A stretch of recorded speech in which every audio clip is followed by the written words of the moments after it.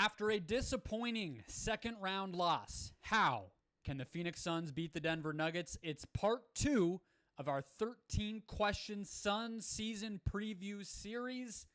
Let's go.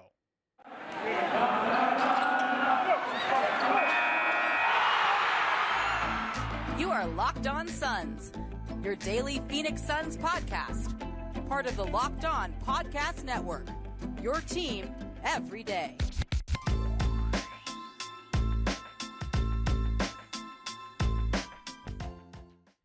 We are back. This is Locked On Phoenix Suns. We're part of the Locked On Podcast Network, and I am your host, Brendon Kleen, a credentialed media member, covering the Suns for the past 7 seasons, and a writer at Suns.com and the host of the Just Basketball Show wherever you get your podcast. Thank you so much for making Locked On Suns your first listen each and every day. It feels very good to say that. We are back daily. I am getting rusty. This is my 4th take. One time my mic was off. This time, we're headed toward a good outcome. I appreciate each and every one of you being here, becoming an everydayer. Get locked onto the Suns every single weekday by hitting that follow or subscribe button wherever you're finding the show. We are free and available everywhere, including YouTube. So if it is your first time finding us, or if you just haven't already, hit that button. Get this show right where you need it every day. Get locked on to your favorite team. Let's go. Today should be a good one. We are in part 2 of our Suns season preview series, and that is 13 questions that will define the Phoenix Suns season. The second one that we're answering, or trying to answer today, how can the Suns beat the Denver Nuggets? And I want to start, I have 2 big things and then some tidbits at the end. So the first one is, it's 2 things that I think that they've already done right that will help them beat the Nuggets. That's how I want to frame this. And the first one is, trying to outscore them is the right way to go. Okay? Because I don't think you're going to stop with Nikola Jokic healthy, Jamal Murray healthy, and a good cast of shooters and role players around that. I just think that team is getting, and I've said this a million times, you probably have heard it before, if you're an everydayer, that team is getting a good shot every time down the court. Nikola Jokic, Jamal Murray, and a real legitimate supporting cast, which they did not have at times during the injury years, right? And Murray wasn't even there for some of that. That team's getting a good shot every time. Okay. The Denver Nuggets were 5th in offense last year. They were 1st in effective field goal percentage overall, right? So they basically had the best efficiency in the NBA. They were 7th in half-court offensive rating, but on top of that, they also had a really efficient transition offense. They had a really efficient transition offense, and then the third thing being they got putbacks. They got offensive rebounds. They can score in any type of way. They're going to win the possession game. You cannot beat them at that either, because they're not going to turn the ball over, and they're incredibly efficient when they run. And, again, they're going to get second chances and all the rest. It's very difficult to poke a hole in anything that they did, right? They were 6th in terms of the number of rim shots that they took. They were 2nd in the number of those that they converted. They are a mid-range team, but who cares? That's not really how you need to beat teams in the NBA, and they are the 3rd best three-point shooting team, or were last year in the regular season, right? So again, I just went through just about everything that you would look for in a team's offense, and the Nuggets are elite at all of it. So to get to the Suns side of this, because I know that's the name on the logo of the episode, logo of the podcast, it's the right call to try to outscore them, right? And I think that the Suns have the weapons to do that. And I actually do want to start at shooting, because I conveniently, you do this long enough, you know how to craft your little segment, and I did it on purpose. The one hole you might be able to poke in the Nuggets offense is 3-point frequency, right? They only took the 8th fewest threes as a proportion of their total shots in the NBA last year. It's not a huge gap between the top and the bottom, but the Nuggets, about a third of their shots were threes. But the top the really, really high end of that, 45% of Golden State's shots were threes. Same for Boston, and Dallas and Milwaukee not too far behind to round out the top tier. I don't know if the Suns will be there, but, Utah, Sacramento, Indiana, Portland, those teams were the rest, Miami, Brooklyn. So, let's say the Suns get into the top 10, right around the 38% of their shots range. That would be an increase from last year where the Suns were at around the same number as Denver. So you're adding, another 1 out of every 5 shots comes from deep. We know the Suns have good shooters, not just Beal and Durant being added, but obviously also a lot of the guys that they added in the supporting cast are just much better than they had last year, or at least those guys are going to play. Might be a better way to put it, right? Chris Paul doesn't want to shoot. Landry Shamet is inconsistent. Well, this year, you're going to have Eric Gordon. You're going to have Keita Bates-Diop. You're going to have Yuta Watanabe. Those guys are, at the very least, elite corner three-point shooters, if not elite overall three-point shooters, and those guys are going to be playing the bulk of the minutes, not to mention Damian Lee and, the guys who we know can make them, Devin Booker, of course, being on that list. So that's one. What I would also just say is that's what worked for the Suns last year, right? I think that I've been frustrated by the story of that Suns-Nuggets series. The Bruce Brown comments about how it was the easiest one. Not the easiest one, sorry. That the Wolves was the hardest one. I guess he didn't do a full ranking. But despite the fact that the Suns won more games than anyone else did against Denver, right? And even just in the media and kind of online and the analysis of all of this stuff, you just saw a lot of, I think, underrating of what the Suns did. The Suns put up, as I look through the box scores, the Suns scored 100-plus points. The game slowed down in the playoffs, and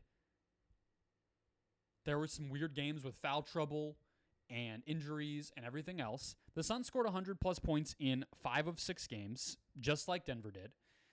They lost game 1 by 18 because of a big fourth quarter barrage of threes, and they lost game 6 by 25 because things got ugly. Game 5, they lost by 16, another one where it was a big run that put them out of it. But games 2, 3, and 4, the Suns won 2 of those games. The other one was a 10-point loss. And game 2, to me, everyone knows, the Suns were up when Chris Paul left the game. The point is, as I go through all of that, keeping pace with the Nuggets offense was already how the Suns were having success last year. And that's how most teams had success last year. And that's why I think the Minnesota thing feels so silly, right? I even look at LeBron in game 4, right? The first half that he had. The best moments, Miami and Minnesota, were defensive teams that did not stand a chance against the Wolves, against the Nuggets, because they didn't have the firepower to score enough points. The Lakers, when they looked their best, it was going toe-to-toe offensively. The Suns, you would say the same. And so it just feels like a lack of context to say that you actually need to beat Denver by defending them at a higher level. I just think we're maybe pointing and looking at the Golden State series in 2022, but that's kind of the same thing as saying anything about what the Suns did to the Nuggets in 2021. Those years, you wad them up into a ball and you throw them into the trash can, and they don't matter because Murray was not healthy. Their role players were not as good or also not healthy. And, Michael Porter Jr. has leveled up even, right? So I don't think that that's the right way to look at it. I think what the Suns were already doing was the right track, and they doubled down on it. Smart thing to do. Beyond that, we talked about threes. We talked about how the Nuggets are going to be able to be scoring no matter what. I think the Suns are going to be better suited to do that as well, right? I think they're going to be a better transition offense. I think they're going to look to score more. We talked about the threes. I think they're going to get a little bit more pressure on the rim. It remains to be seen how often that happens in the half court. I hope that Booker and Beal can help that. I hope that a better season from Ayton and a more balanced offensive attack where the ball's not in one person's hands. I would think you could incrementally increase your rim frequency if you're Phoenix, but I'm not going to count on it. I do think the transition will help. And at the end of the day, this is a repetitive point to make. and it feels a little bit reductive, which is why I don't maybe make it often enough if you've been listening through the offseason. The Suns have 3 guys at the end of a game who can buy a bucket, right? Who can just create something out of nothing. Maybe you don't even put Beal on that list. I personally think, if he's catching this isn't creating something out of nothing, but if the ball ends up in his hands, you'd rather have it that way than even what Denver has, KCP or MPJ or Gordon, right? Beal is a better third player than that. So I would put him on that list too. But even if you're just saying it's Booker and Durant, 2's better than 1. I don't know if Jamal Murray is at that level. In the playoffs, he has seemed to be, but he plays off of his teammates. There's nothing wrong with that. He can obviously get to that pull-up jumper, step-back jumper at a really high level. He can get to the rim at times. He plays very physically and aggressively. I'm not trying to knock him down a peg. I'm just stating the facts that he is probably not at the level in terms of that specific skill set as Booker and Durant. And so when you're talking about if these games continue to be as close as some of them were in the second round this past year, or ideally, a little closer, you're going to get to, yes, the Nuggets are going to create a great shot every time, but the difference between maybe what Jokic is going to do and what the Suns guys are going to do is a lot of the time that might be a great shot for a teammate, right? Or an offensive rebound, or all these other ways that Jokic can impact the game. There is something to still be said for the ability to dribble the ball up to the court, isolate, and make 50% of your contested mid-range jumpers. Like, even if that's 1.05 points per possession. I know that's a nerdy thing to bring up, but I would guess a pass from Jokic to an open teammate is something along those lines too. It might not be fighting fire with fire. It might be a little fire and ice here, but the Suns have that ability if the context is right and you don't allow the Nuggets to run up on you, and you keep pace with them, as I keep saying, that they can be in these games and ideally get over the hump in crunch time because of that talent. Let's get next to the other area where I think Phoenix is already on the right track to beat the Denver Nuggets, and it involves risk-taking, all right? The Suns, with their coaching hire and some of the way that they've built this roster and the lack of constraints that I think the coaching staff wants to put on that roster, has set itself up to take more risks in a way that I think will help them beat the Nuggets. We'll talk about that next. First, today's show brought to you by Ibotta. Finally taking that summer vacation you've been planning but dreading buying all the necessities before you take off. It's time to stop spending your hard-earned money without getting anything in return. Enter Ibotta. Ibotta gives you cash back on hundreds of grocery items, from produce to personal care to pantry goods, so you can make sure you're beating inflation no matter what you're buying.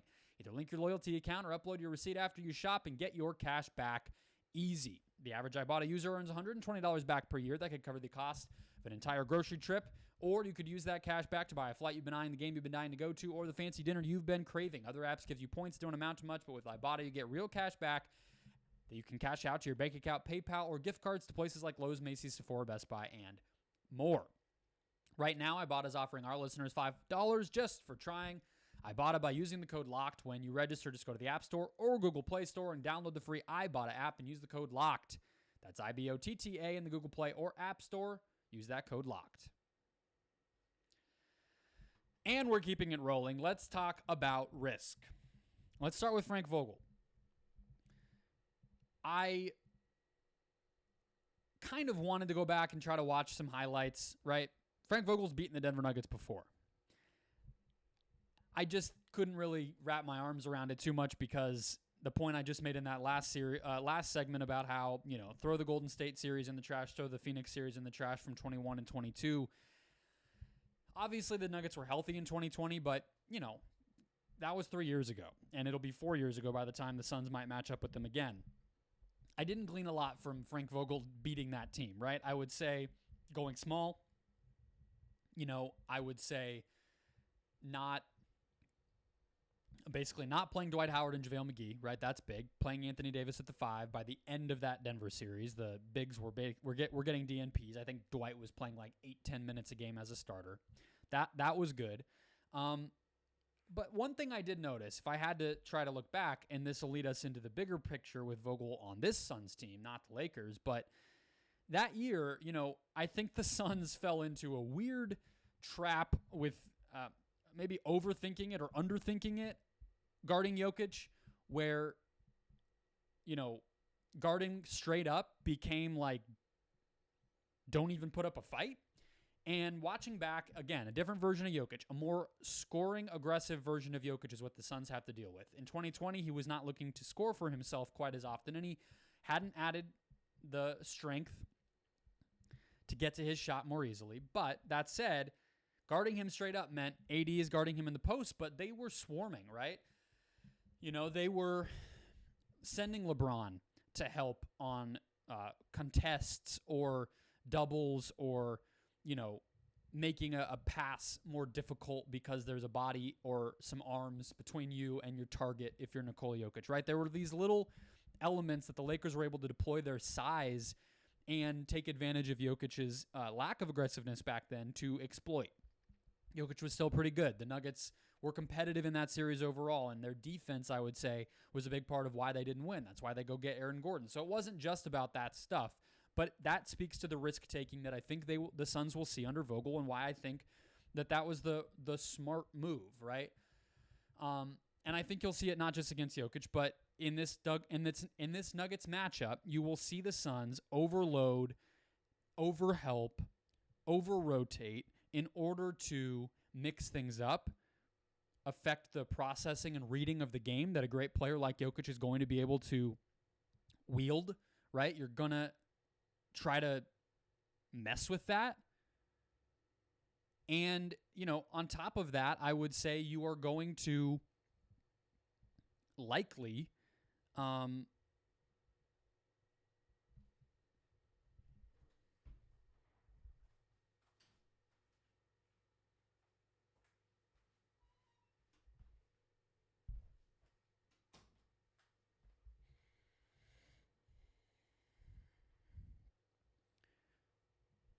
you are also going to be more comfortable and confident and aggressive, switching,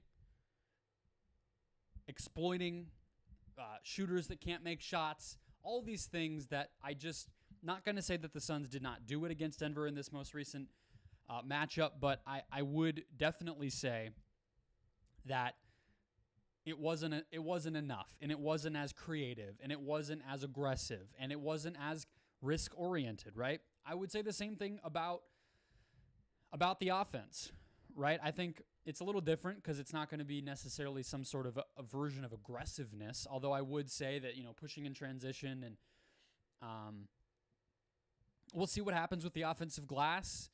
Ideally, you can try to do both, but usually you have to pick between transition and the offensive glass. We'll see where Vogel leans. We'll see what type of difference DeAndre Ayton's able to make. I think that is one version of risk when you're talking about how an offense decides to play.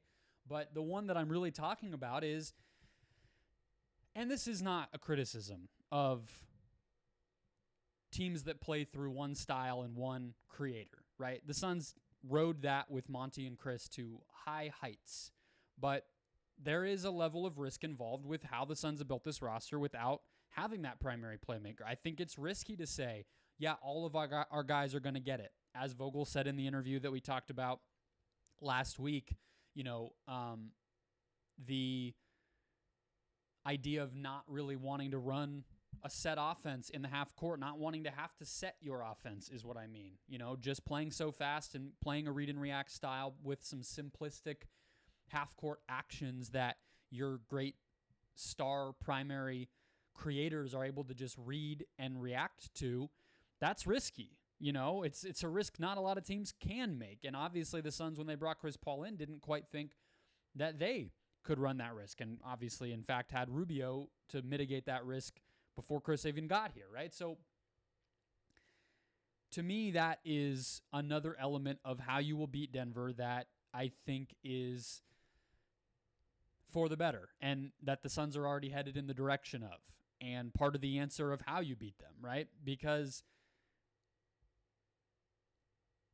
yes, the Nuggets run just about everything through Nikola Jokic, but he is so unselfish, and I think his mentality and style rubs off on the rest of the team in such a way that when you look at maybe, for instance, their transition offense, the bench scoring when he's not in the game, or the way that I think you would definitely say Jamal Murray plays, And I would even just say, like, their ability to hit the glass and play physically comes from a determination, a relentlessness, and a creativity that comes from Jokic that the best teams just get by osmosis, right?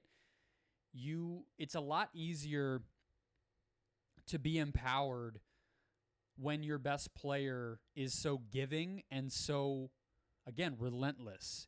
And I think that the Suns are giving themselves an opportunity to not be so finesse and so proper, right? Like, it's not going to be a rule-following offense this year.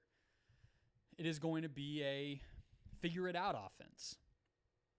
And that's a luxury not a lot of teams have. And I think Jokic, you think of his offenses, the Nuggets offenses, as being a follow-the-rules offense, but it's actually not, right? He's not getting the ball coming off of just a dump pass into the post, and then he's going to, get the double and kick it out to the same shooter each time, and that'll be that. He probably could, be a top 5 offense just doing that. But no, he's setting screens. He's getting screened for. He's running off of a pin down. He is running a pick and roll. He is screening as the roll man or pop man in a pick and roll. He is bringing the ball up in transition. He is running the floor next to a ball handler in transition. He's everywhere. And that brings a level of unpredictability that I actually do think you have to match. So that's where I think the Suns' adjustments can really excel this year. And I think that risk-taking on both ends, but again, to close with the offense, will really help them. I didn't want to close it out or start it out with a discussion about the rosters, because that's boring and that's just, well, this guy is 2% better than that guy, so therefore X team is better. We know that's not how it works, but the Nuggets are thin. They're young. They spent their money in an interesting way. They spent their assets in an interesting way this offseason. So let's talk about how the Suns might have nailed that advantage over Denver next. First, another quick break. We're closing out the show. Let's talk rosters. That's the last way as we answer our second question in our Suns preview series of how the Suns can beat the Denver Nuggets. Exact revenge on the Denver Nuggets, maybe I should say. The rosters matter here, okay? In particular, the Nuggets are losing perimeter switchable defense 1 through 4 in the form of Bruce Brown, as well as ball handling and rim pressure that Bruce Brown brought for them. And maybe less appreciated, but also important, Jeff Green, who was probably the weakest, not probably, he was the weakest link on this team in the playoffs, no doubt about it, right? I was saying probably because I think you can make the case he might have even been kind of a negative player for them, but switchable, helped make the lineups work when Aaron Gordon was in the game as basically the center. Jeff Green provides some help defense, some rebounding, physicality, and obviously just makes the right decision, can shoot the ball and everything else. That's valuable. That's a sure thing, if nothing else. Obviously, enough that, with a championship opportunity sitting in front of them, Mike Malone felt comfortable playing Jeff Green as his 8th man for the entire postseason and didn't waver from that. That tells you something, right? So those two are gone. They decided to retain Reggie Jackson, who did not play well for them in the postseason. Did not really play well for them at all.